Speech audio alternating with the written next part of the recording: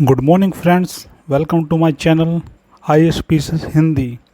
UK PCS 2024 के लिए हमने एक सीरीज स्टार्ट की थी जिसमें आज के लेक्चर इंडियन पॉलिटी से रिलेटेड होगा, जिसमें हम क्वेश्चन के माध्यम से कंप्लीट रिवीजन करेंगे और साथ में जितना एक्सप्लेनेशन चाहिए उतना एक्सप्लेनेशन भी करेंगे। चलिए शुरू करते हैं। तो सबसे पहले क्वेश्चन आपके पास ये है, राष्ट्रपति और उपराष्ट्रपति के निर्वाचन में विवाद के मामलों को किसके द्वारा हल किया जाता है? तो दोस्तों ये किया जाता है भारत का उच्चतम न्यायालय द्वारा। सबसे पहले हम बात करते हैं जो भारत का उच्चतम न्यायालय है, ये संविधान के किस आर्टिकल में आता है? तो दोस्तों ये आता है आपके 124 में। इसके लिए हमारे संविधान में आर्टिकल है 124। और जो राष्ट्रपति है, तो दोस्तों राष्ट्रपति की हमारे देश में बनने के लिए क्या क्या योग्यता होनी चाहिए? अगर आपको राष्ट्रपति बनना है तो सबसे पहले आपकी जो आयु है 35 वर्ष होना चाहिए। नंबर 2, भारत का नागरिक होना चाहिए। किसी भी प्रकार का आपराधिक मामला नहीं होना चाहिए। आपराधिक मामला नहीं होना चाहिए। वह किसी प्रकार का दिवालिया ना हो। साथ में क्या है, जो राष्ट्रपति बनेगा, जो इस योग्यता के लिए या इस पद के लिए चुनाव लड़ रहा है, उसके पास किसी भी प्रकार का लाभ का पद नहीं होना चाहिए। लाभ का पद नहीं होना चाहिए। यह है राष्ट्रपति की योग्यता। अगर हम बात करें उपराष्ट्रपति की, तो दोस्तों उपराष्ट्रपति में भी लगभग सेम ही योग्यता की आवश्यकता होती है, मात्र आयु को छोड़ के। इसमें मात्र आपको 30 वर्ष की आयु चाहिए। 30 वर्ष की आयु चाहिए। और साथ में ये जो है, ये केवल राज्यसभा का सदस्य होना चाहिए। केवल राज्यसभा का सदस्य होना चाहिए। परंतु जो राष्ट्रपति होगा, ये दोनों में से किसी भी सदन का सदस्य हो, इससे कोई भी किसी प्रकार की आपत्ति नहीं होती है। चलिए हमने ये जान लिया कि राष्ट्रपति को कैसे चुना जाता है और साथ में उपराष्ट्रपति को कैसे चुना जाता है। 1 मिनट रुकिए, इसको थोड़ा साफ कर लूँ, फिर थोड़ा आगे और बताता हूँ आपको। 1 मिनट दीजिए मुझे बस। चलिए अब ये जानने की कोशिश करते हैं जो राष्ट्रपति का चुनाव है ये कैसे होता है। तो जो राष्ट्रपति का चुनाव होता है, यह जो है प्रत्यक्ष तरीके से नहीं होता। इसमें क्या होता है, जो हमारे प्रतिनिधि होते हैं, जिनको हम चुनते हैं, जिनको जनता चुनती है, जो हमारे प्रतिनिधि होते हैं, इसके माध्यम से क्या है, राष्ट्रपति को चुना जाता है। सेम इसी प्रकार से उपराष्ट्रपति के लिए भी होता है। दोस्तों जो राष्ट्रपति होता है यह देश का प्रथम नागरिक होता है। देश का प्रथम नागरिक होता है। साथ में जितने भी भारत सरकार के या भारत के कार्य होते हैं, जितने भी भारत के कार्य होते हैं, वो सब भारत के कार्य राष्ट्रपति के नाम पर होते हैं। वो सब राष्ट्रपति के नाम पर होते हैं। वो सब किसके नाम पर होते हैं? दोस्तों वे सब राष्ट्रपति के नाम पर होते हैं। अगर राष्ट्रपति को उसके पद से हटाना है तो उसको केवल और केवल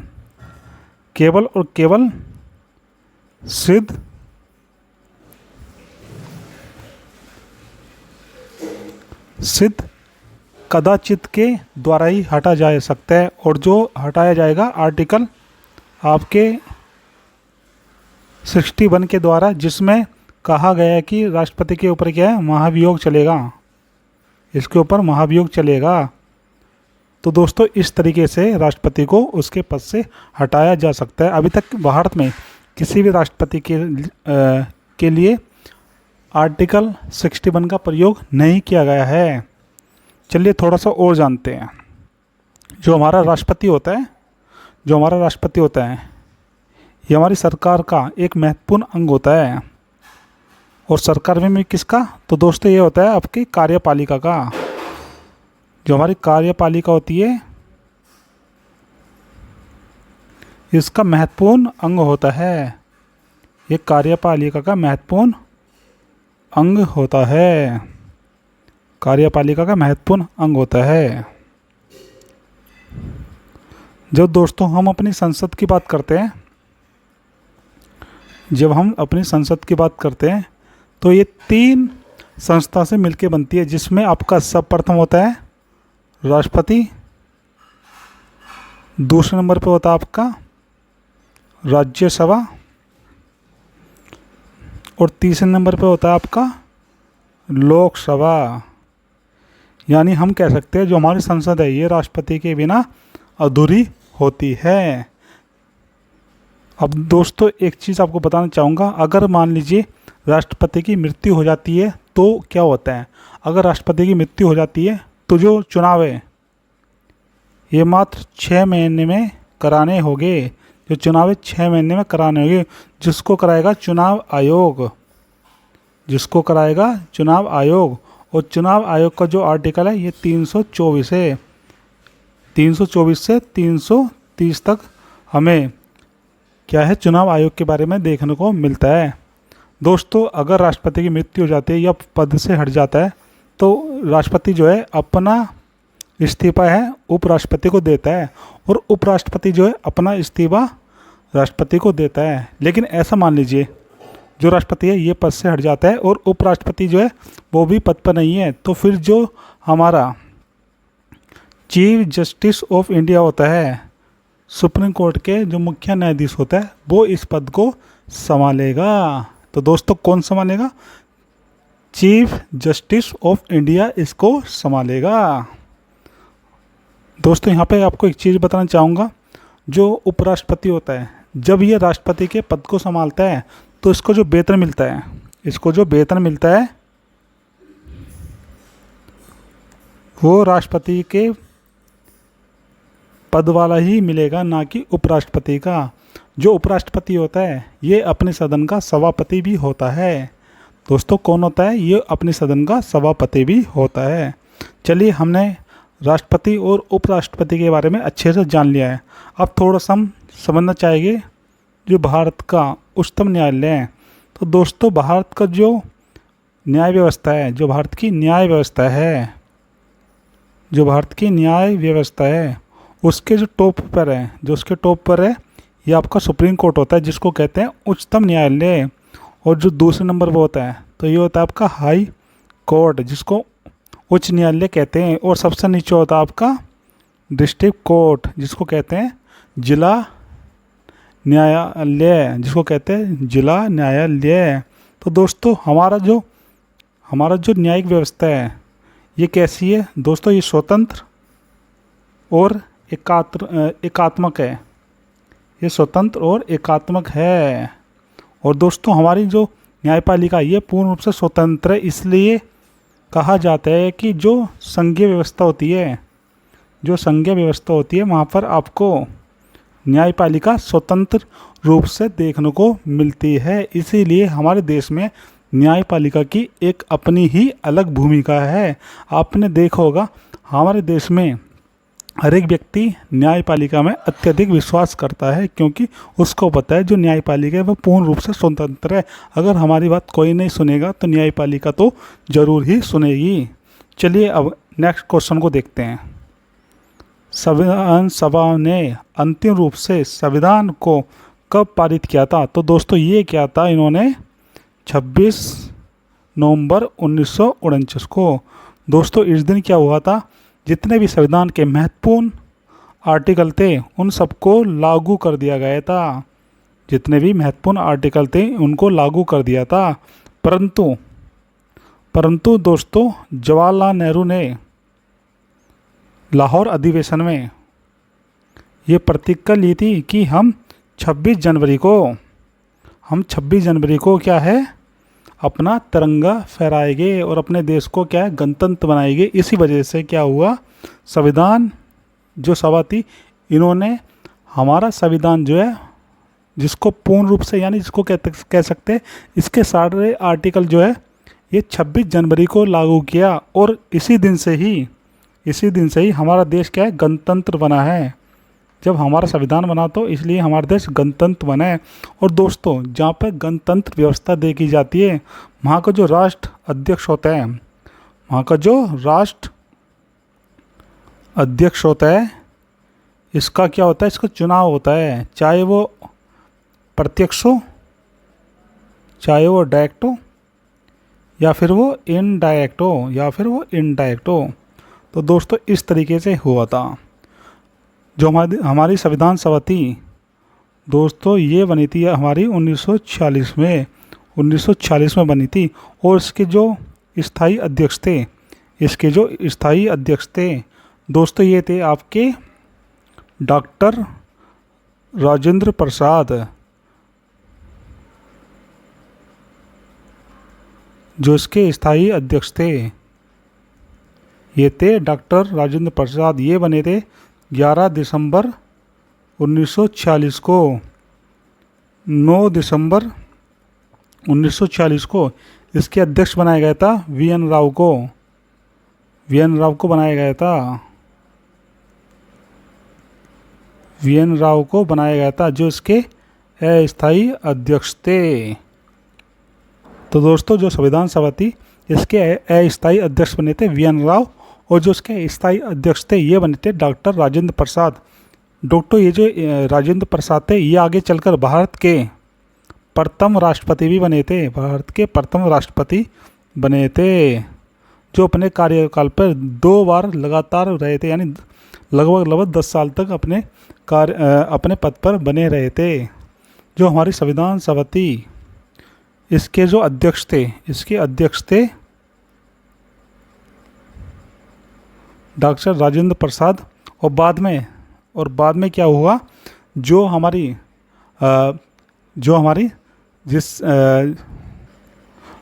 एक मिनट दोस्तों, मैंने आपको एक थोड़ा फैक्ट गलत बता दिया। एक्चुअली वी एन राव नहीं, ये थे डॉक्टर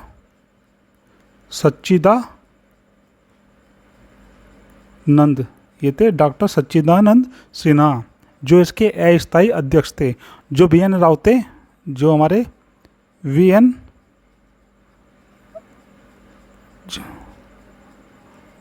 राव थे दोस्तों, ये जो हमारी सलाहकार समिति थी, इसके अध्यक्ष थे वी एन राव। और जो प्रारूप समिति थी, इसके अध्यक्ष थे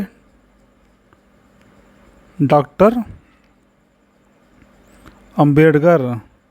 बाबा साहब जो थे, ये प्रारूप समिति के अध्यक्ष थे। चलिए अब आगे देखते हैं। भारत में पहली बार राष्ट्रीय आपातकाल की घोषणा कब की गई थी? तो दोस्तों, ये की गई थी 26 अक्टूबर 1962 को। तो दोस्तों, कब की गई थी? 26 अक्टूबर 1962 को। दोस्तों, वैसे तो भारत के संविधान में जो आपातकाल है, ये 3 तरीके की बताई गई है, जिसमें पहली आपकी है राष्ट्रीय, दूसरी आपकी है राज्य, और तीसरी आपकी वित्तीय है। तो दोस्तों, जो राष्ट्रीय है, ये आपकी 2-3 वजह से लग सकती है। पहली वजह आपकी हो सकती है, किसी दुश्मन देश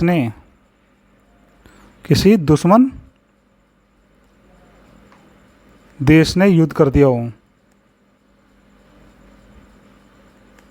या भारत में क्या है, लोग आपस में बहुत ज़्यादा लड़ रहे हैं, यानी एक तरीके का सशस्त्र विद्रोह हो रहा है देश के अंतर्गत। तो जो माफ़ कीजिएगा, जो राष्ट्रीय आपातकाल है, एक तो इस तरीके से लग सकता है।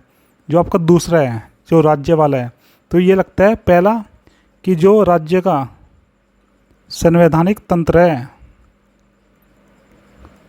ये क्या हुआ, ये असफल हो चुका है। या राज्यपाल को लगे कि इस राज्य की जो कार्यपालिका है वो अच्छे से कार्य नहीं कर रही और जनता का उसमें विश्वास नहीं है, तो ये जब लग जाएगा। और वित्तीय आपात जब लगता है जब देश आर्थिक संकट से जूझ रहा हो, आर्थिक संकट से जूझ रहा हो। तो दोस्तों ये 3 तरीके होते हैं जो किसी भी देश में राष्ट्रीय आपात लग सकता है, यानी देश की स्थिति का पता लग सकता है कि कितनी बेकार चल रही है। तो दोस्तों जो आपके वित्तीय आपातकाल है ये आपका लगता है आर्टिकल 360 के तहत, आर्टिकल 360 के तहत। ये आपका 356 और ये रहेगा आपका 352। दोस्तों 26 अक्टूबर 1962 क्या हुआ था, चाइना ने भारत पर आक्रमण कर दिया था। इंडो चाइना वॉर हुआ था, इंडो चाइना वॉर हुआ था, इस वजह से लगा था। तो ये आपको 3 या 4 बार लगा है। एक तो इंडो चाइना वॉर हुआ था जब कारगिल युद्ध हुआ था, नंबर 2, और तीसरा लगा था जब ये बना था आपका 1971 में, जब हमने क्या करा था, बांग्लादेश का उदय कराया था इस तरीके से। चलिए आपको एक फैक्ट और बताता हूँ यहाँ पे, जो हमारा राज्य आपातकाल है एक तरीके का, ये सबसे ज़्यादा लगा है अभी तक पंजाब में। अगर आपसे पूछा जाए कि सबसे ज़्यादा कहाँ पे लगा है, एक तरीके से इसको कहते हैं राष्ट्रपति शासन। जो राष्ट्रपति शासन है ये सबसे ज़्यादा पंजाब में लगा है। चलिए अब आगे बढ़ते हैं। संविधान सभा में स्थायी अध्यक्ष कौन थे, तो ये थे डॉक्टर राजेंद्र प्रसाद, जो बने थे आपके 11 दिसंबर 1946 को। और जो हमारे अस्थायी अध्यक्ष थे ये थे हमारे डॉक्टर सच्चिदानंद सिन्हा, ये थे डॉक्टर सच्चिदानंद सिन्हा। हमारे संविधान को बनने में लगभग 2 वर्ष 11 महीने 18 दिन लगे। 2 वर्ष 11 महीने और 18 दिन लगे हैं, जिसमें लगभग 64 लाख रुपए का खर्चा आया, जिसमें 64 लाख रुपए का लगभग खर्चा आया था। भारतीय संविधान के किस अनुच्छेद के तहत राष्ट्रपति को सर्वोच्च न्यायालय से परामर्श मांगने का अधिकार है, तो दोस्तों ये है आपका आर्टिकल 143। आर्टिकल 143 के तहत जो राष्ट्रपति है ये सर्वोच्च न्यायालय से परामर्श ले सकता है। और ये जो परामर्श है ये आपके बाध्यकारी नहीं होगा। राष्ट्रपति की मर्जी है वो इसको माने या इसको नहीं माने। तो ये किसका क्षेत्र होता है, ये किसकी आधिकारिकता होती है कि माने या ना माने, तो दोस्तों ये राष्ट्रपति के ऊपर डिपेंड है। ऐसा नहीं है कि राष्ट्रपति मानेगा ही मानेगा। चलिए अब देखते हैं आगे। अनुच्छेद 368 संसद को कौन सी शक्ति प्रदान करता है, तो दोस्तों 368 के तहत क्या होता है, संविधान में संशोधन कर सकते हैं। और जो संविधान संशोधन की प्रक्रिया है ये हमारे संविधान के आर्टिकल 368 और संविधान के पार्ट 20 में दिया गया है। जो दोस्तों संशोधन ये 3 प्रकार का बताया गया है। कितने प्रकार का दोस्तों, 3 प्रकार का बताया गया है, जिसमें आपका पहला होता है साधारण संशोधन, दूसरा होता है आपका विशेष संशोधन, तीसरा आपका होता है बहुमत संशोधन। तो सबसे पहला बात करेंगे हम साधारण संशोधन। इसके तहत क्या है, 50+1 होना चाहिए, 50+1% होना चाहिए, या इसे इस तरीके से लिखे तो अच्छा होगा। इसको अगर हम इस तरीके से लिखे तो थोड़ा अच्छा होगा। 50%+1 ये कहाँ पे लागू होता है, ये होता है जैसे हमें क्या है राज्य का नाम चेंज करना हो, या फिर हमें क्या है राज्य का निर्माण करना हो। ठीक, ये इस तरह का देखा जाता है। अब हमारा आता है दूसरा बहुमत वाला। दोस्तों इसमें क्या होता है, जो हमारी संसद है, इसके क्या होता है, इसके 2/3 सदस्य की बहुमत होनी चाहिए। यानी एक तरीके से लगभग 66% जो है इसमें सब लोग एग्री होने चाहिए। और जो आपको होता है विशेष संशोधन, इसमें क्या होता है आपका 66%, यानी इसको कहा जाए 2/3 तो होना चाहिए। साथ में क्या है जो हमारे राज्य हैं, जो हमारा राज्य है इसमें क्या है, जैसे अभी 28 राज्य और 8 केंद्र शासित प्रदेश है, लगभग 34 हो गया। तो 17 दूनी 34, यानी लगभग इसमें से 18, जो 18 बैठे राज्य प्लस केंद्र शासित प्रदेश, केंद्र शासित प्रदेश, तो ये होने चाहिए। तो इस तरीके से जो आर्टिकल 368 है में, इसमें संसद को 3 प्रकार के संशोधन की स्वीकृति प्रदान की गई है। चलिए अब आगे देखते हैं। संविधान में मूल कर्तव्यों को किस समिति की अनुशंसा के आधार पर जोड़ा गया था? तो दोस्तों ये थी स्वर्ण सिंह समिति, जो आई थी आपके 44वें संविधान संशोधन।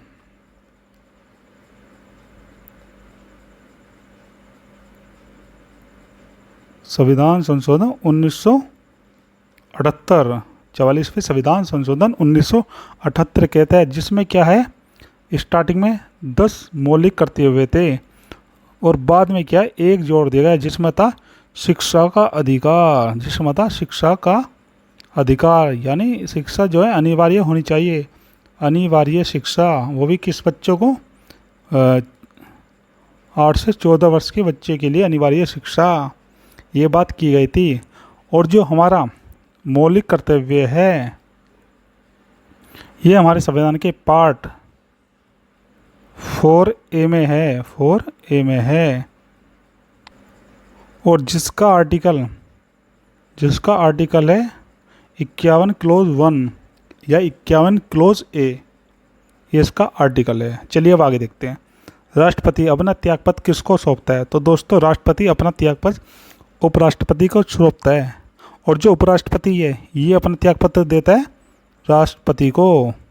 तो दोस्तों इस तरीके से होता है कि उपराष्ट्रपति अपना त्यागपत्र देता है राष्ट्रपति को और राष्ट्रपति अपना त्यागपत्र देता है उपराष्ट्रपति को।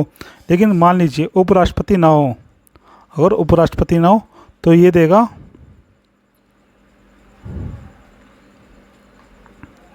उपाध्यक्ष को, ये देगा उपाध्यक्षों को।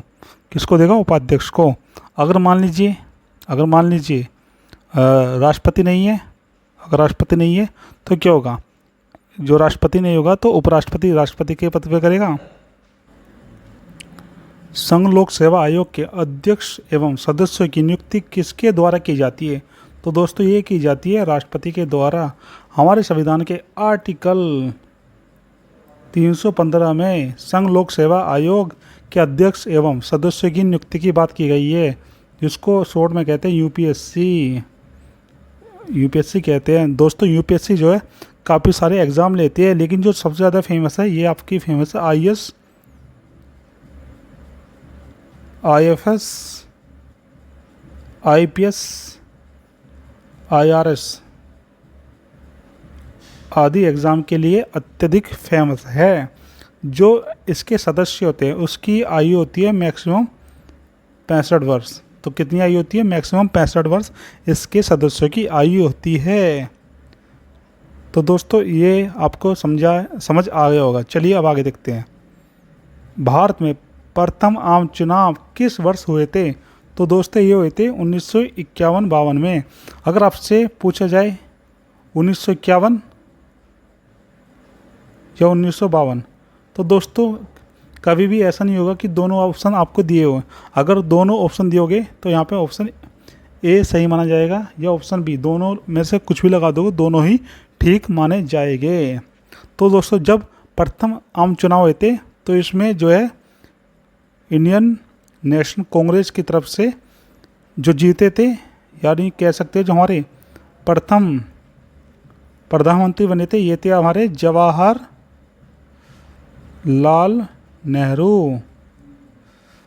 जो हमारे प्रथम पीएम बने थे ये थे जवाहरलाल नेहरू, और ये लगातार 3 बार ये लगातार 3 बार पीएम बने थे। और इनके बाद जो है नरेंद्र मोदी ऐसे पीएम है जो लगातार 3 बार पीएम बने हैं, जो लगातार 3 बार पीएम बने हैं। उस समय जो सरकार बनी थी उसमें आपके जो मंत्री थे, इसमें क्या हुआ, जो मंत्री थे हमारे जो पीएम बने, ये बने जवाहरलाल नेहरू। जो हमारे गृह मंत्री, होम मिनिस्ट्री थी, ये थी आपके सरदार पटेल के हाथ में।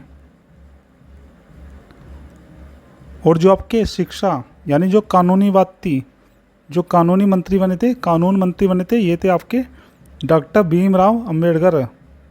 डॉक्टर भीमराव अंबेडकर ये इसके कानूनी मंत्री बने थे। चलिए अब आगे देखते हैं। भाषाई आधार पर गठित होने वाला भारत का प्रथम राज्य कौन सा था? तो दोस्तों ये था आंध्र प्रदेश, जो आपका बना था 1956 में। क्योंकि यहाँ के एक प्रसिद्ध नेता थे,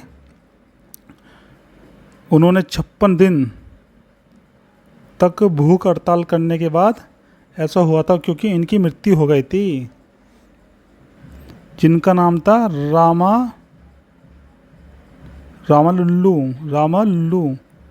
रामालुल्लू था। इन्होंने क्या 56 दिन तक भूख हड़ताल की और इनकी मृत्यु हो गई, जिसकी वजह से क्या हुआ, यहाँ पे हंगामा हो गया और आंध्र प्रदेश का निर्माण करना पड़ा तमिलनाडु में से आंध्र प्रदेश का निर्माण करना पड़ा। ये पहला राज्य था, ये आपका प्रथम राज्य था जो इस तरीके से बना था।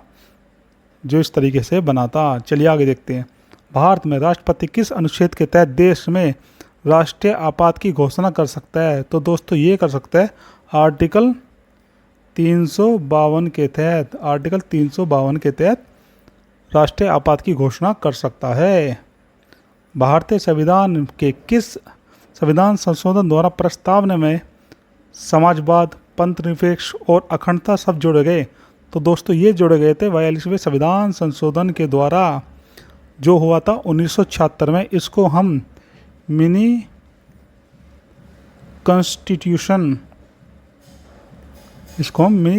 भी कहते हैं, लघु संविधान भी कहते हैं 42वें संविधान संशोधन को, क्योंकि इसमें बहुत ज़्यादा परिवर्तन किए गए थे। हमारी प्रस्तावना में केवल एक बार संशोधन हुआ है, ये था 42वें संविधान संशोधन 1976 में। दोस्तों इसके बाद डिबेट उठी कि भैया जो प्रस्तावना में संविधान का भाग है या नहीं। तो केशवानंद भारती मामले में जो है आपका आया था 1973, जो आपके 1973 में था। माफ़ कीजिएगा अगर डेट में कन्फ्यूज हो रहा हूँ, ठीक, 73 था या आई थिंक 83 था, थोड़ा डेट में कन्फ्यूजन है, माफ़ कीजिएगा इसके लिए। तो इसमें कहा गया कि जो प्रस्तावना है ये संविधान का भाग है, लेकिन इसमें जब आप परिवर्तन करोगे या इसमें चेंज करोगे तो इस तरीके से चेंज होना चाहिए कि जो हमारा संविधान का मूल भाग है उसमें किसी प्रकार का कोई भी परिवर्तन ना हो। अब आगे देखते हैं। भारत का नियंत्रक एवं महालेखा परीक्षक किसके द्वारा नियुक्त होता है? तो दोस्तों ये होता है राष्ट्रपति के द्वारा। इसकी जो नियुक्ति है ये राष्ट्रपति करेगा, और पद से हटाना ये भी कौन करेगा? ये भी राष्ट्रपति करेगा। पद पर भी राष्ट्रपति लाएगा और पद से भी राष्ट्रपति ही हटाएगा। और इसके लिए हमारे संविधान में आर्टिकल दिया है 148 आर्टिकल में है। जब हम बात करते हैं स्थायी कार्यपालिका की, तो इसमें हम कैग को भी शामिल करते हैं। कैग को कहते हैं कंट्रोलर एंड ऑडिटर जनरल, जिसको नियंत्रक एवं महालेखा परीक्षक कहते हैं। इसका कार्य होता है सरकारी वित्त पर नज़र रखना। यह अकाउंट के मामले में या फिर वित्त के मामले में सबसे बड़ी संस्था है जिसके पास सभी रिकॉर्ड होते हैं। और ये किसके साथ कार्य करती है? ये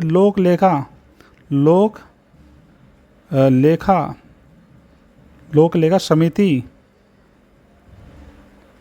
के लिए भी कार्य करती है। चलिए अब आगे देखते हैं। किस अनुच्छेद के तहत 6 से 14 वर्ष तक के बच्चों के लिए शिक्षा का अधिकार मूल अधिकार बना दिया गया? तो ये था आर्टिकल 21A। तो ये आर्टिकल 21A में है। किसमें? आर्टिकल 21A में है। जो हमारा क्या है? जीवन का अधिकार है।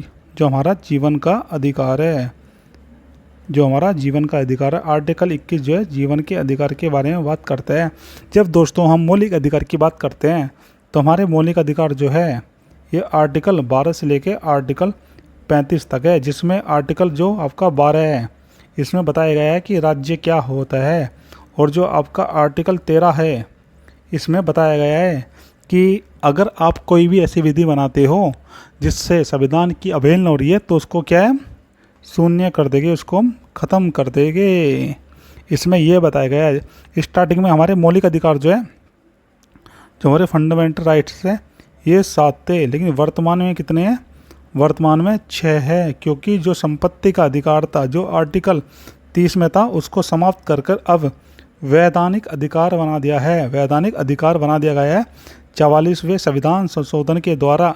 अब ये हमारा वैधानिक अधिकार है जो आर्टिकल 300A में देखने को मिलता है। चलिए अब आगे देखते हैं। लोकसभा अध्यक्ष अपना त्यागपत्र किसको सौंपता है? तो दोस्तों ये सौंपता है लोकसभा उपाध्यक्ष को। किसको सौंपता है? लोकसभा उपाध्यक्ष को। दोस्तों जो हमारी लोकसभा होती है इसका सबसे बड़ा अध्यक्ष या सबसे बड़ा यानी इसका कह सकते हैं इसका जो अध्यक्ष होता है ये कौन होता है? ये लोकसभा अध्यक्ष ही होता है। ये इसका सबसे बड़ा अधिकारी होता है, लोकसभा का सबसे बड़ा अधिकारी होता है। और जो लोकसभा का हमारे संविधान में आर्टिकल है ये है आपका आर्टिकल 81 में इसका जिक्र किया है। जो लोकसभा है इसमें टोटल सदस्य है 550, लेकिन वर्तमान में 545 है। और सबसे ज़्यादा किस राज्य की लोकसभा में सीटें हैं? तो दोस्तों ये है आपका उत्तर प्रदेश, जिसकी सीटें हैं लोकसभा में 80 सीटें हैं। कितनी सीटें हैं दोस्तों? 80 सीटें हैं। जो लोकसभा स्पीकर होता है या अध्यक्ष होता है यही डिसाइड करता है कि ये जो बिल है ये आपका मनी बिल है या नहीं है, तो ये डिसाइड करता है। और जो हमारा संयुक्त अधिवेशन होता है इसकी अध्यक्षता भी हमारा लोकसभा अध्यक्ष ही करता है।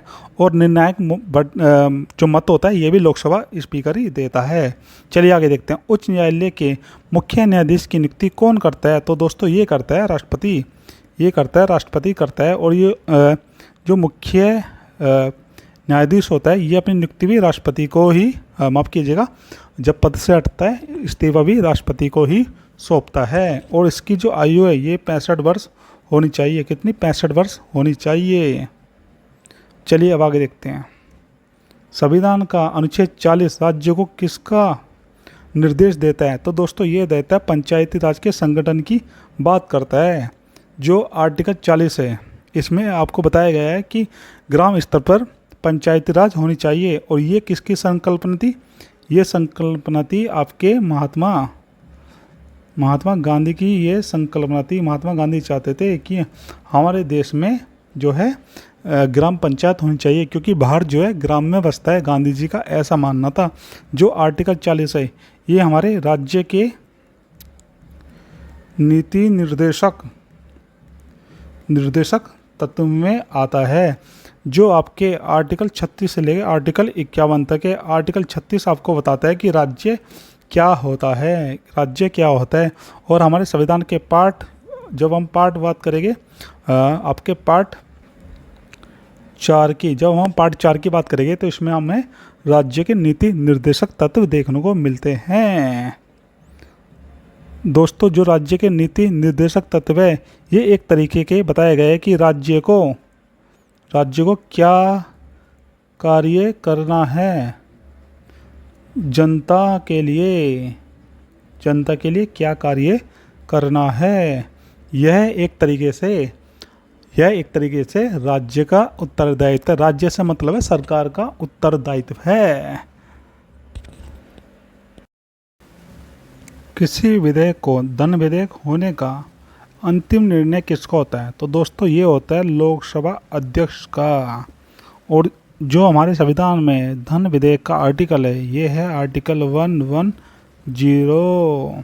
दोस्तों जितने भी वित्त विधेयक है, जितने भी वित्तीय विधेयक होते हैं, वित्त विधेयक होते हैं, जितने भी वित्त विधेयक होते हैं,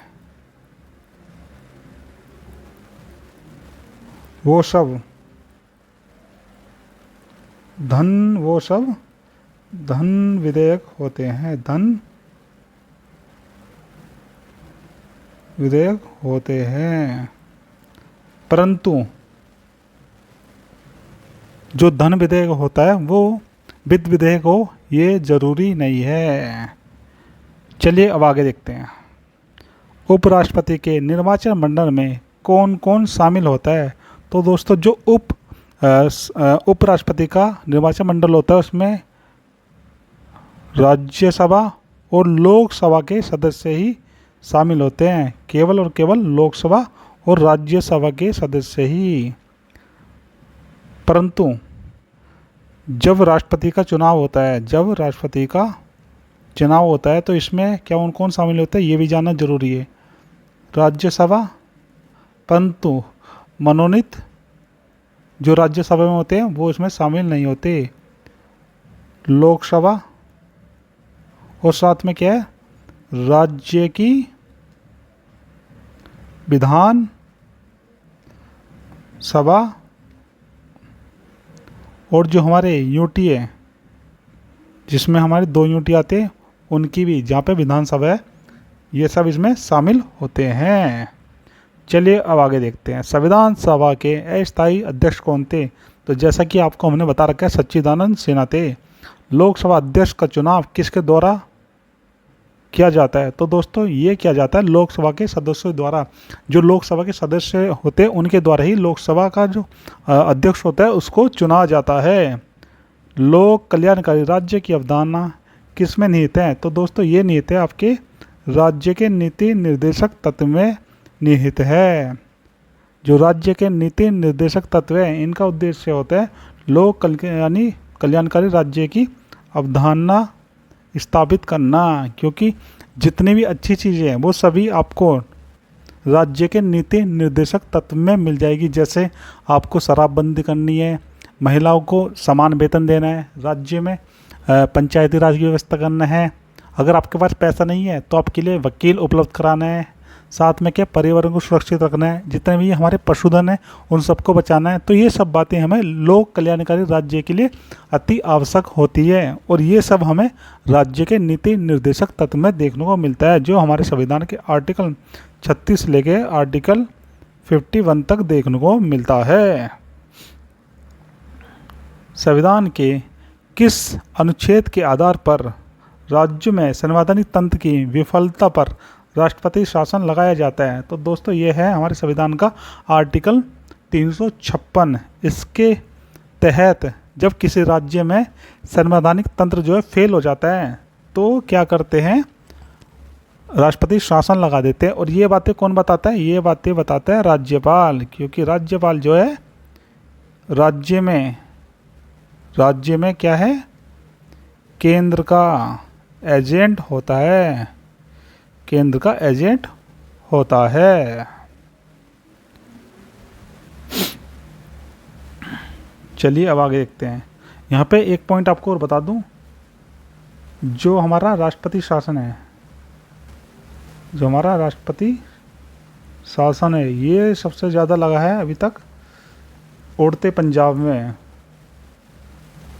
जो पंजाब उड़ रहा था उस पंजाब में लगा है, माफ़ कीजिएगा मस्ती में बोल रहा हूँ, पंजाब में लगा है।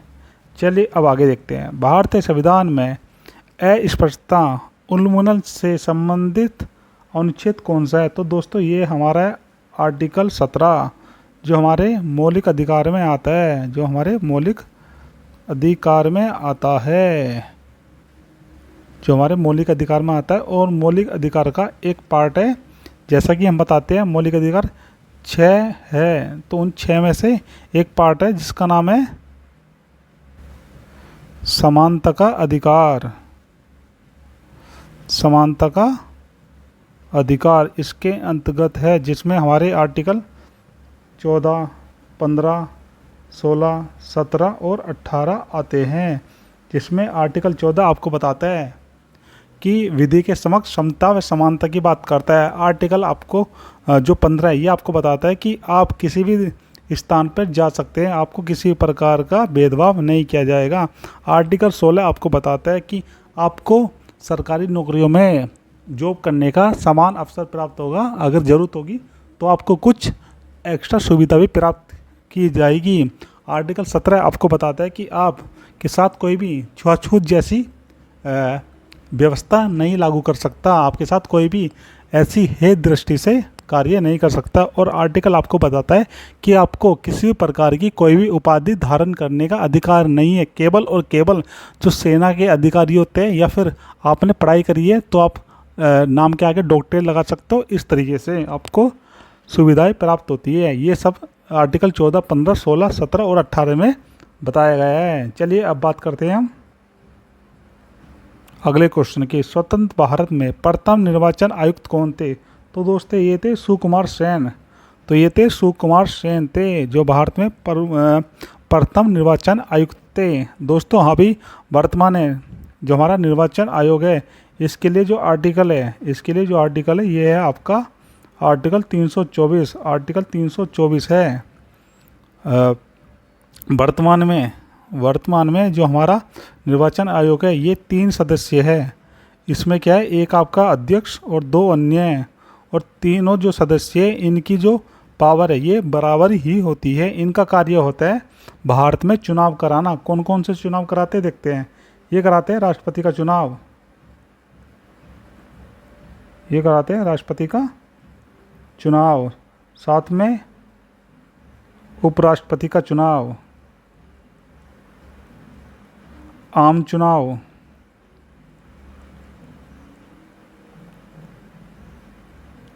इस तरीके के चुनाव कराते हैं निर्वाचन आयोग।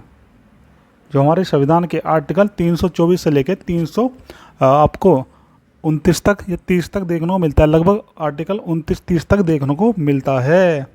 जिसके जो अध्यक्ष होते हैं इनका कार्यकाल होता है 65 वर्ष या 6 वर्ष, जो भी पहले हो जाए। इनकी नियुक्ति कौन करता है? इनकी नियुक्ति करता है राष्ट्रपति।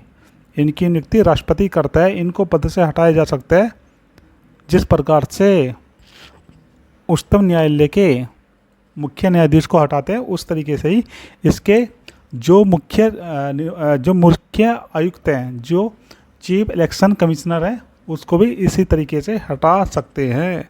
चलिए अब आगे देखते हैं। भारतीय संविधान किस दिन से पूर्णतः लागू किया गया? तो दोस्तों ये किया गया था 26 जनवरी 1950 को, और आंशिक रूप से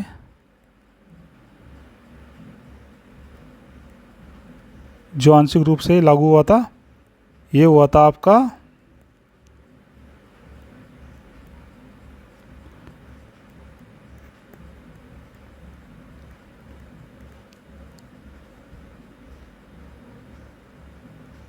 26 नवंबर 1949 को आंशिक रूप से लागू हुआ था, और 26 जनवरी 1950 को जो हमारा देश है ये पूर्णतः लागू हो गया था। संविधान जो है पूर्णतः लागू हो गया था। वित्त आयोग के गठन का प्रावधान किस अनुच्छेद में किया गया है? तो दोस्तों ये किया गया है हमारे संविधान के आर्टिकल 280 में। और जो हमारा वित्त आयोग है ये प्रत्येक 5 वर्ष के लिए बनता है। 5 वर्ष के लिए बनता है, 5 वर्ष में एक बार बनता है। और इसके जो कार्य होते हैं, इसके कार्य होते हैं वित्त का बंटवारा करना, और किसके बीच में? केंद्र और राज्य के बीच जो है वित्त का बंटवारा करना, इसका कार्य होता है। दोस्तों केंद्र के लिए वित्त आयोग अलग होता है और राज्य के लिए भी वित्त आयोग की व्यवस्था की गई है। 73वां संविधान संशोधन किससे संबंधित है? तो दोस्तों ये संबंधित है आपके पंचायती राज व्यवस्था से, जो आपका हुआ था 1992 में। कब हुआ था? 1992 में हुआ है। और हमारे संविधान के आर्टिकल 40 जो आपके डीपी एसपी राज्य के नीति निर्देशक तत्व है, इसमें भी इसका जिक्र किया गया है। और जो इसका अपना मुख्य आर्टिकल है, ये आपका आर्टिकल 243, जो आर्टिकल 243 है, इसमें आपको क्या है, पंचायती राज की पूर्ण रूप से व्याख्या देखने को मिलती है। और संविधान के पार्ट 9 में है, पार्ट 9 में इसका जिक्र है, इसको जोड़ा गया था क्योंकि जब हमारा संविधान बना था, माफ़ कीजिएगा, पार्ट नहीं, हाँ दोस्तों, पार्ट 9 में जोड़ा गया था। और जो शेड्यूल है यानी अनुसूची है, जो अनुसूची है ये है 11वीं अनुसूची जो बाद में जोड़ी गई थी, क्योंकि जब हमारा संविधान लागू हुआ था तो उस समय हमारे संविधान में केवल 8 अनुसूची थी, तो 4 अनुसूची बाद में जोड़ी गई थी, जिसमें 11वीं अनुसूची आपकी पंचायती राज से यानी ग्रामीण स्तर से, और जो आपकी 12वीं अनुसूची है ये शहरी स्तर से संबंधित है। पंचायती राज के लिए सबसे पहले जो समिति बनी थी दोस्तों, ये थी आपकी बलवंत राय मेहता समिति। ये थी आपकी बलवंत राय मेहता समिति, जो बनी थी आपकी 1957 में। इसने बताया कि जो आपका पंचायती राज का संरचना है, ये 3 स्तर में होना चाहिए। सबसे पहले ग्राम पंचायत, फिर आपका ब्लॉक स्तर पर होना चाहिए, फिर आपका सबसे ऊपर होना चाहिए जिला पंचायत,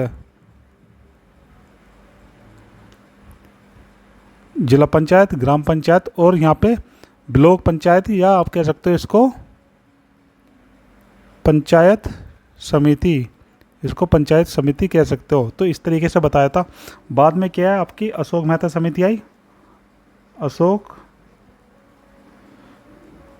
समिति आई। इसने कहा कि भैया आपको क्या 2 स्तर पर होना चाहिए, एक ब्लॉक स्तर पे और दूसरा आपको होना चाहिए जिला स्तर पे। इसने 2 चीज़ बताई थी।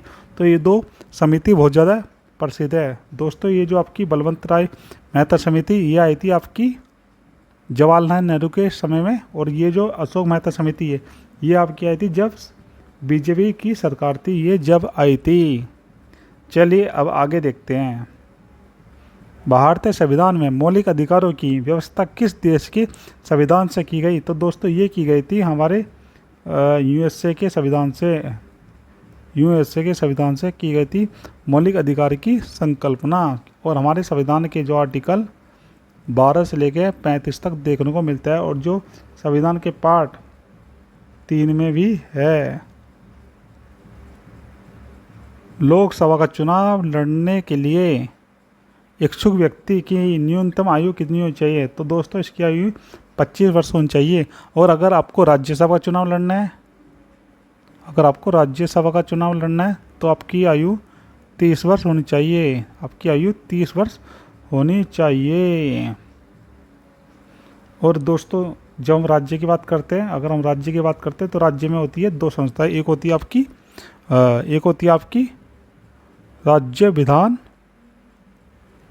विधानसभा, एक होती है विधान परिषद, एक होती है आपकी विधान परिषद। जो आपकी विधानसभा है ये लोकसभा जैसे होती है, ये आपका निम्न सदन होता है, और जो विधान परिषद है ये आपका उच्च सदन होता है।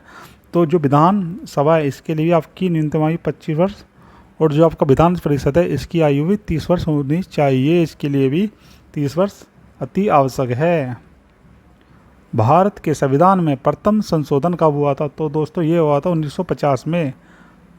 भारत के नियंत्रक एवं महालेखा परीक्षक की नियुक्ति का उल्लेख संविधान के किस आर्टिकल में किया गया है? तो दोस्तों ये किया गया है संविधान के आर्टिकल 148 में। भारत में सर्वप्रथम 2 अक्टूबर 1959 को पंचायती राज व्यवस्था का शुभारंभ कहाँ से किया गया था? तो दोस्तों ये किया गया था नागौर से। और नागौर कहाँ है? ये है राजस्थान में। और दूसरे नंबर पे आपका क्या है? आंध्र प्रदेश आता है। दोस्तों जो हमारे उत्तर भारत के जो हमारे उत्तर भारत के राज्य है, उत्तर भारत के राज्य है, इसमें क्या ज़्यादातर त्रिस्तरीय पंचायती राज देखने को मिलती है। परंतु जो हमारे पूर्वी है, जो हमारे पूर्वी राज्य है, पूर्वी राज्य यानी पूर्वी उत्तर पूर्वी राज्य, इसमें क्या आपको ज़्यादातर चार स्तरीय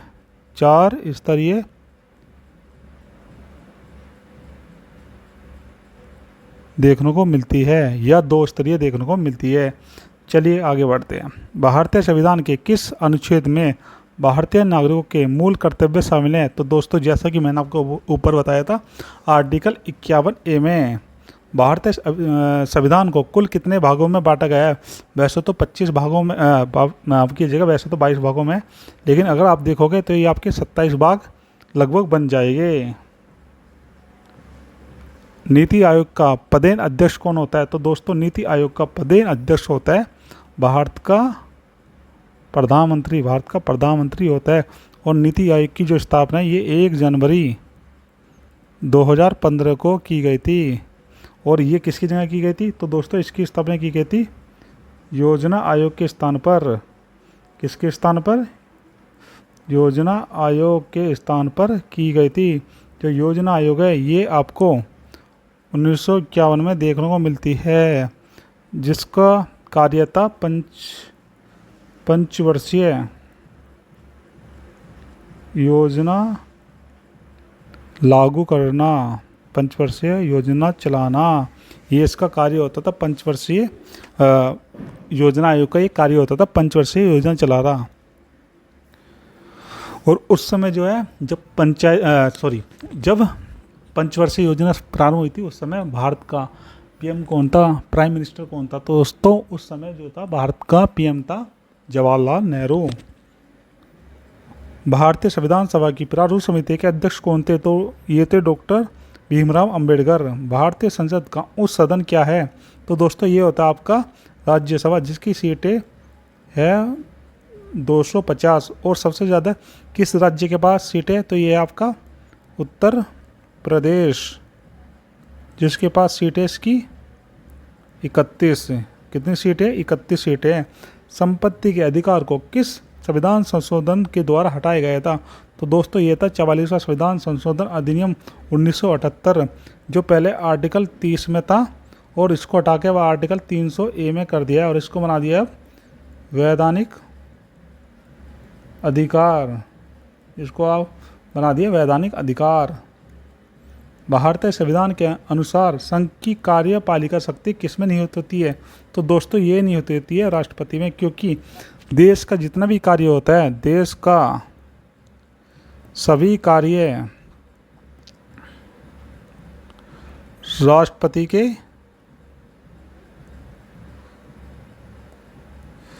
नाम से होता है, राष्ट्रपति के नाम से होता है। भारत में ईवीएम का पहली बार इस्तेमाल कब किया गया था? तो दोस्तों ये किया गया था 1982 में केरल के 70 पारूर विधानसभा क्षेत्र में। दल बदल से संबंधित कानून का उल्लेख हमारे संविधान की कौन सी अनुसूची में किया गया है? तो दोस्तों ये किया गया है 10वीं अनुसूची में किया गया है। दल बदल में क्या होता है? जब किसी पार्टी का सदस्य अपनी पार्टी की बातें मानने से मना कर दे या फिर जो उसकी प्रोटोकॉल है उसका पालन ना करे, तो ऐसी कंडीशन में क्या है, उस सदस्य को या उस सांसद को या उस विधायक को क्या है, हम दल बदल कानून के तहत क्या करते हैं, उसे अयोग्य घोषित कर देते हैं और उसकी सदस्यता छीन लेते हैं। सहकार्य आयोग का संबंध किससे है? तो दोस्तों इसका संबंध है केंद्र राज्य संबंधों से।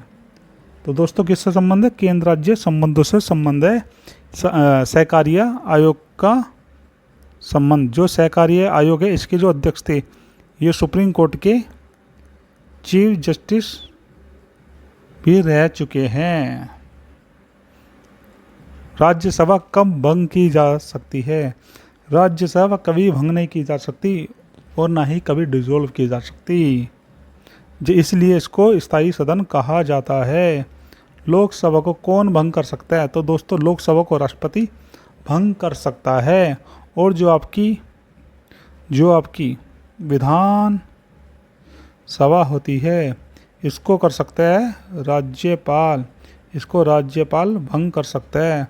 दोस्तों जो विधानसभा होती है इसमें सबसे ज़्यादा जो सीटें हैं ये आपके उत्तर प्रदेश के हैं, जिसमें 403, कितनी है, 403 सीटें हैं।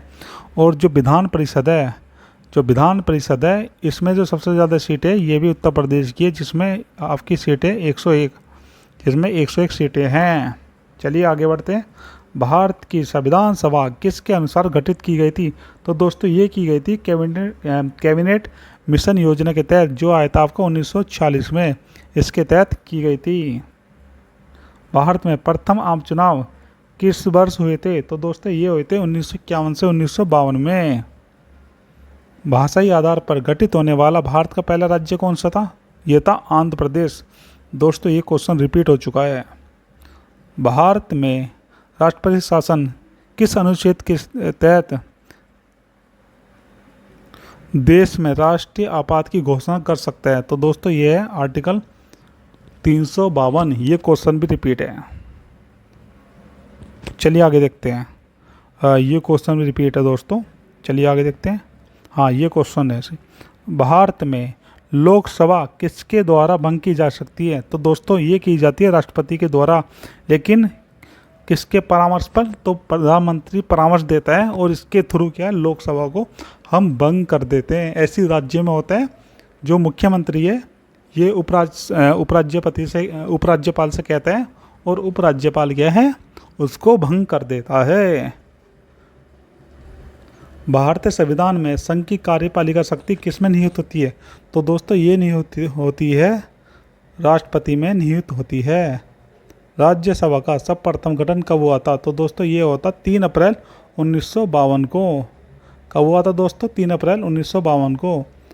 भारत के संविधान में प्रथम संशोधन कब किया गया था? तो ये किया गया था 1950 में। 1950 में किया गया था। भारतीय संविधान द्वारा भारत के राष्ट्रीय गीत को कब स्वीकार किया गया था? तो दोस्तों ये किया गया था 24 जनवरी 1950 को।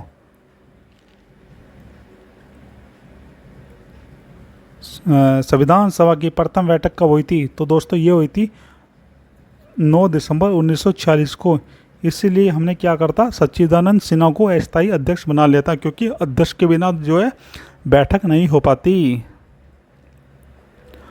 भारतीय संविधान सभा की संघीय शक्ति समिति के अध्यक्ष कौन थे? तो दोस्तों ये थे पंडित जवाहरलाल नेहरू। भारतीय संविधान की नागरिकता प्रदान की जाती है तो वो कैसी होती है? तो दोस्तों भारत में जो नागरिकता है ये एकल नागरिकता है, यानी आपको क्या है, केवल और केवल भारत की नागरिकता मिलेगी। भारत की नागरिकता मिलेगी, ना कि किसी राज्य की। हमारे संविधान के आर्टिकल 5 से लेकर 11 तक आपको नागरिकता के बारे में पूरा वर्णन मिल जाएगा। और जो हमारे संविधान के पार्ट 2 में है, जो हमारे संविधान के पार्ट 2 में है। दोस्तों वैसे तो आपको नागरिकता बहुत सारे तरीके से प्राप्त होती है, लेकिन कुछ तरीके ऐसे हैं जिससे आपकी नागरिकता आपसे छिन भी जाती है। अगर आपको नागरिकता मिलेगी तो इसके आपके बहुत सारे कारण हो सकते हैं। आपका जन्म जो है ये भारत में होना चाहिए। आपके जो माता पिता है ये भारतीय होने चाहिए। आप जो है जब बंटवारा हुआ था उस समय क्या है, आप भारत में रह गए हो, या फिर कुछ समय बाद भारत में आ गए थे, जैसा कि जो भी इसके प्रावधान है उसके थ्रू। लेकिन आपकी नागरिकता भी छीनी जा सकती है, जिसके कितने सारे फैक्ट हो सकते हैं। पहला कि आप खुद छोड़ दो स्वयं से, या फिर आपने किसी अन्य देश की नागरिकता प्राप्त कर ली हो, या फिर क्या है, आप कोई ऐसी गतिविधियों में शामिल हो चुके हो जो गतिविधि क्या है, आतंकवादी है या फिर जन कल्याण के लिए एक अच्छी नहीं है, तो आपकी जो नागरिकता है इस तरीके से भी ख़त्म कर दी जाएगी।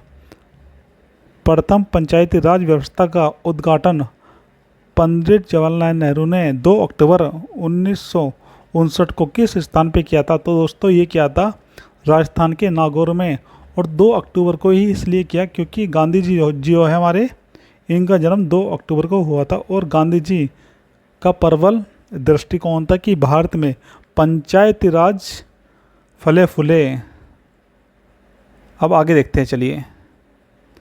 लोकसभा का कोरम कुल सदस्य संख्या का कितना होता है? तो दोस्तों ये होता है 1/10। ये होता है 1/10। ये 1/10 होता है। अगर इससे कम होगी तो लोकसभा की जो कार्यवाही है वो नहीं होगी। अगर इससे कम सदस्य हो गए तो कार्यवाही नहीं होगी। केंद्र सरकार का संवैधानिक प्रधान कौन होता है? तो दोस्तों ये होता है राष्ट्रपति। भारत के कौन से राष्ट्रपति द्वितीय पसंद के मतों की गणना के फलस्वरूप अपना निश्चित कोटा प्राप्त कर निर्वाचित हुए? तो दोस्तों ये थे वीपी गिरी। तो दोस्तों ये थे आपके वीपी गिरी थे। चलिए अब आगे देखते हैं। संविधान के किस अनुच्छेद के अंतर्गत वित्तीय आपातकाल की व्यवस्था की गई है? तो ये है आपका 360, जो हमने जिक्र किया है। भारत में अभी तक एक भी बार क्या है, वित्तीय आपात काल नहीं लगा है। एक भी बार वित्तीय आपातकाल नहीं लगा है। संसद का कोई सदस्य अपने अध्यक्ष की पूर्व अनुमति के बिना कितने दिनों तक सदन में अनुपस्थित रहे तो उसका स्थान रिक्त घोषित कर दिया जाएगा? अगर दोस्तों आप 60 दिन से ज़्यादा टाइम के लिए क्या है, आप गायब हो और आपने क्या है, अध्यक्ष को नहीं बताया है, तो क्या किया जाएगा? आपकी सदस्यता रिक्त कर दी जाएगी। आपकी सदस्यता खत्म हो जाएगी। लोकसभा अध्यक्ष को कौन चुनता है? तो दोस्तों इसके चुनते हैं लोकसभा के सदस्य। क्या संघ शासित प्रदेश भी राज्यसभा में अपना प्रतिनिधित्व देते हैं? हाँ जी, बिल्कुल देते हैं। प्रथम लोकसभा चुनाव में कितने राजनीतिक दलों को राष्ट्रीय दल के रूप में मान्यता प्राप्त हुई थी? तो दोस्तों ये थे लगभग 14 दल। राष्ट्रपति पद के चुनाव संबंधी विवाद को किसके द्वारा निर्देशित किया जाता है? किसके द्वारा देखा जाता है? किसके द्वारा जांच की जाती है? तो दोस्तों ये की जाती है सर्वोच्च न्यायालय के द्वारा, सुप्रीम कोर्ट के द्वारा की जाती है। लोकसभा के चुनाव क्षेत्रों का परिसीमन किस वर्ष की जनगणना के आधार पर किया जाएगा? तो दोस्तों इसको क्या है, 2026 की जनगणना के तक क्या करा, स्थगित कर दिया है। और जब तक 2026 नहीं आएगा, जब तक क्या है, जो लोकसभा की सीटें हैं उसमें किसी प्रकार का कोई भी परिवर्तन नहीं किया जाएगा। गोवा को किस वर्ष राज्य का दर्जा प्राप्त हुआ था? तो दोस्तों ये हुआ था 1987 को। हमने ये छीना था पुर्तगालियों से। दोस्तों जो पुर्तगाली थे, ये वे लोग थे जो भारत में सबसे पहले आए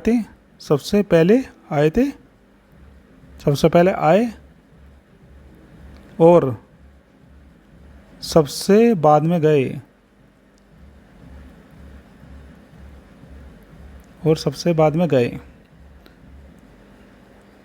नगर निगम के सर्वोच्च अधिकारी कौन होते हैं? तो दोस्तों ये होते हैं महापौर। और जो नगर निगम है, इसके जो सर्वोच्च अधिकारी है, इनकी नियुक्ति कैसे होती है? तो दोस्तों इसकी नियुक्ति इस तरीके से होती है, जो नगर में क्या है, जो नगर होता है वहाँ पे वोट डलती है और उसके थ्रू इसको चुना जाता है। अब यहाँ पे नगर की बात आ गई तो यहाँ पे हम बात कर लेते हैं शहरी स्थानीय प्रशासन की, स्थानीय स्वशासन की, जो हमारे संविधान के आर्टिकल 74वां संविधान संशोधन 1993 में लाया गया था। ये शहरों के लिए था मुख्य रूप से। किसके लिए था दोस्तों? ये शहरों के लिए लाया गया था, जो हमारे संविधान के आर्टिकल 243 में है। जो संविधान के आर्टिकल 243 में, जिसका जो है संविधान में पार्ट है 9 का क्लोज ए, और जिसके लिए जो शेड्यूल है, जो अनुसूची है, इसके लिए अनुसूची है हमारे संविधान की 12वीं अनुसूची। कौन सी सूची? 12वीं अनुसूची है दोस्तों। पंचवर्षीय योजना का अनुमोदन तथा पुनर्निरीक्षण किसके द्वारा किया जाता था? तो दोस्तों ये किया जाता था राष्ट्रीय विकास परिषद का। परंतु क्या हुआ, जब 12वीं पंचवर्षीय योजना थी, 12वीं पंचवर्षीय योजना थी तो क्या हुआ, चल रही थी, और जो आपकी शुरू हुई थी 2012 से और 2017 तक चलती, किंतु बीजेपी सरकार ने क्या करा, नीति आयोग को ले आए और इसको 2015 में ही समाप्त करना पड़ा। राज्य स्तर पर मंत्रियों की नियुक्ति कौन करता है, तो दोस्तों ये करता है राज्यपाल। जिस तरीके से केंद्र स्तर पर राष्ट्रपति नियुक्ति करता है, उसी तरीके से राज्य स्तर पर राज्यपाल नियुक्ति करता है। नए राज्यों के गठन अथवा सीमा परिवर्तन का अधिकार किसके पास होता है, तो दोस्तों ये पूरा अधिकार होता है संसद के बाद केवल राज्य से पूछा जाता है। उसकी बातें मानना बाध्यकारी नहीं होता। दोस्तों बाध्यकारी नहीं होता, और ये चीज़ें आपको मिलेगी हमारे संविधान के पार्ट 1 में, और ये आर्टिकल 1 से लेके आर्टिकल 4 तक। चलिए आगे देखते हैं। संविधान के अनुच्छेद 24 के अंतर्गत कितने वर्ष से कम आयु वाले किसी बालक को कारखाने, खानों या किसी अन्य जोखिम भरे काम में नियुक्त नहीं किया जा सकता, तो दोस्तों यह है 14 वर्ष से कम आयु के बच्चों को। संविधान के अनुच्छेद 368 में किस प्रक्रिया का उल्लेख किया गया है, तो दोस्तों इसमें किया गया है संविधान संशोधन की प्रक्रिया का उल्लेख। दोस्तों मैंने नोटिस किया कि काफ़ी सारे क्वेश्चन रिपीट आ रहे, कोई इशू नहीं है, इस तरीके से रिवीजन हो रहा है। भारतीय संविधान के अनुच्छेद भारत का जो स्वरूप है ये क्या है, तो दोस्तों जो भारत का स्वरूप है ये आपको संघीय राज्य देखने को मिलेगा। कैसा देखने को मिलेगा, संघीय राज्य देखने को मिलेगा, क्योंकि भारत क्या है, भारत में आपके 28 राज्य और 8 आपके हैं यूटी। आपके स्टेट है कितने, 28, और जो आपके यूटी है ये इनकी संख्या है 8। तो दोस्तों क्या है, सब क्या है, एक दूसरे से मिलकर बने हैं। जो हमारा संघ है वो इस तरीके का है कि ये सब है, ये सब है, तो ये क्या, सब एक दूसरे से जुड़े हुए हैं, और फिर बनता है भारत। आप भारत में शामिल तो हो सकते हो, किंतु भारत से बाहर नहीं जा सकते। कोई भी राज्य भारत में शामिल हो सकता है, किंतु भारत से अलग नहीं होता। तो इसी तरीके से हम कहते हैं कि जो भारत का स्वरूप है ये संघीय राज्य है। ये संघीय राज्य इसीलिए कि सभी के पास पावर है, किंतु कोई भी अलग नहीं हो सकता, सबको स्वतंत्रता प्रदान की गई है। संवैधानिक संशोधन के लिए विधेयक को संसद के किस सदन में पेश करना होता है, तो दोस्तों आप किसी भी सदन में पेश कर सकते हो, परंतु जब आपका वित्त विधेयक हो या आपका धन विधेयक हो, तो तब आप केवल और केवल लोकसभा में ही प्रस्तुत करोगे। राष्ट्रपति पद पर सबसे कम अवधि के लिए कौन व्यक्ति रहे थे, तो ये थे डॉक्टर जाकिर हुसैन। कौन थे दोस्तों, तो ये थे डॉक्टर जाकिर हुसैन। राज्य को भाषाई आधार पर कब गठित किया गया था, तो ये किया गया था 1956 में, और जिसके तहत किया गया था, इस राज्य का नाम था आंध्र प्रदेश। इस राज्य का नाम था आंध्र प्रदेश।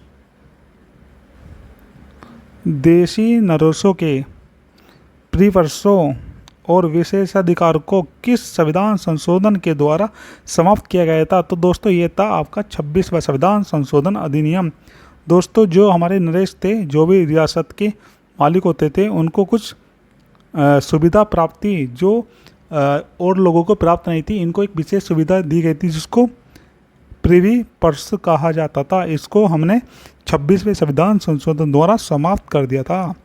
संविधान सभा का गठन किसकी सिफारिश पर किया गया था, तो दोस्तों ये किया गया था कैबिनेट मिशन की सिफारिश पर। संविधान का कौन सा अनुच्छेद सामाजिक समानता का अधिकार प्रदान करता है, तो दोस्तों ये आपका आर्टिकल 15, क्योंकि इसमें कहा गया है कि आप किसी भी स्थान पर जा सकते हो और कहीं भी बैठ सकते हो। आपके साथ क्या है, किसी भी प्रकार का कोई भी अन्याय नहीं किया जाएगा, आपके किसी प्रकार की अवहेलना नहीं की जाएगी। भारतीय संविधान के अंतर्गत संविधान में संशोधन संबंधी पहल का अधिकार किसे प्राप्त है? तो दोस्तों ये केवल और केवल संसद को ही प्राप्त है।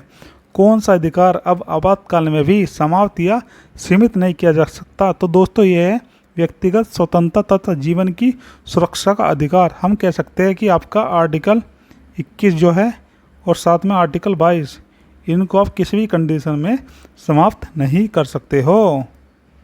प्रधानमंत्री का सचिवालय किसके अधीन होता है? तो दोस्तों ये होता है आपके गृह मंत्रालय के अधीन।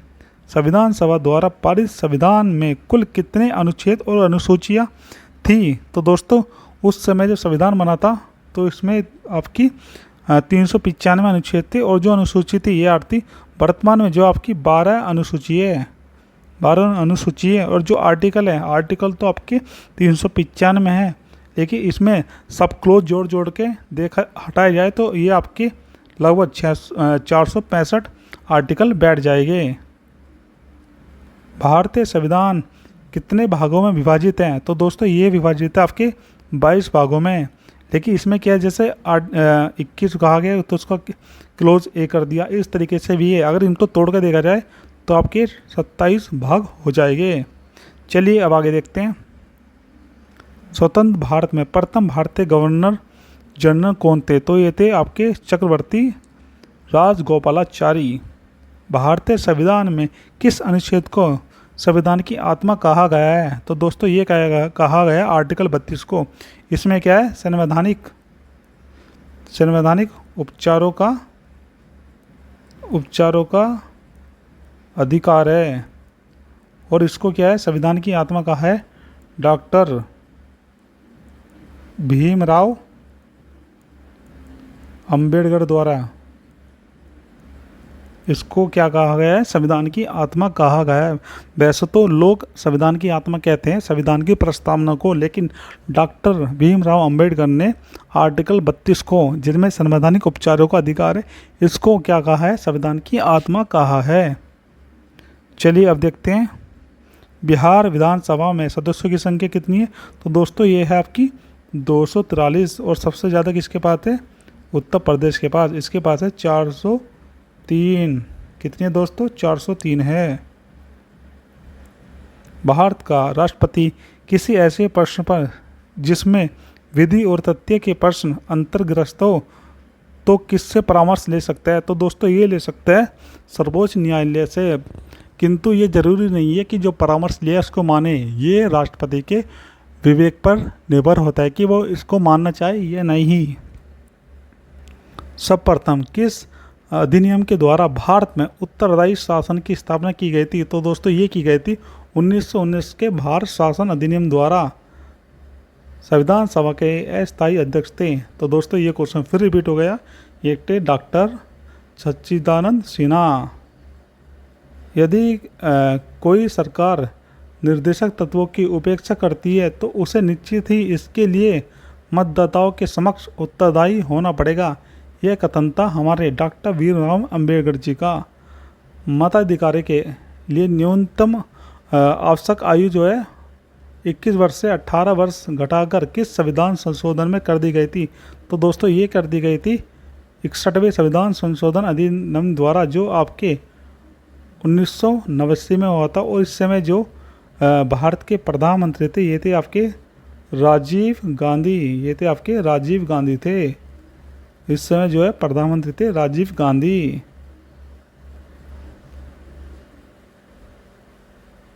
अब चलिए अगला क्वेश्चन देखते हैं। योजना आयोग के उपाध्यक्ष को भारत सरकार के सरकारी वरीयता क्रम में किसके समकक्ष माना जाता है? तो दोस्तों इसको माना जाता है केंद्रीय कैबिनेट मंत्री के समकक्ष। अखिल भारतीय कांग्रेस ने किस वर्ष यह प्रस्ताव पारित किया था कि भारत की जनता स्वयं बिना किसी विदेशी हस्तक्षेप के अपने संविधान को निर्माण करेगी? तो दोस्तों ये बात की गई थी 1936 में। राष्ट्रपति पर महाभियोग का आरोप संसद के किस सदन द्वारा लाया जा सकता है? तो दोस्तों ये संसद के किसी भी सदन द्वारा लाया जा सकता है। और इसके लिए जो हमारे संविधान में आर्टिकल है ये आपका आर्टिकल 61 है, जिसको राष्ट्रपति को केवल और केवल सिद्ध कदाचार सिद्ध कदाचार के आधार पर ही आप हटा सकते हो। संविधान के किस अनुच्छेद द्वारा राष्ट्रपति को अध्यादेश जारी करने की शक्ति प्रदान है? तो दोस्तों ये है आपका आर्टिकल 123, जिसके तहत 6 सप्ताह तक ये लागू रहेगा। और ये कंडीशन जब होती है कि जब लोकसभा या कह दो कि संसद नहीं चल रही हो तो राष्ट्रपति क्या करता है, एक अध्यादेश जारी कर देता है। अगर इसको 6 हफ्ते तक स्वीकार कर लिया गया तो ठीक है, वरना ये ख़त्म हो जाता है।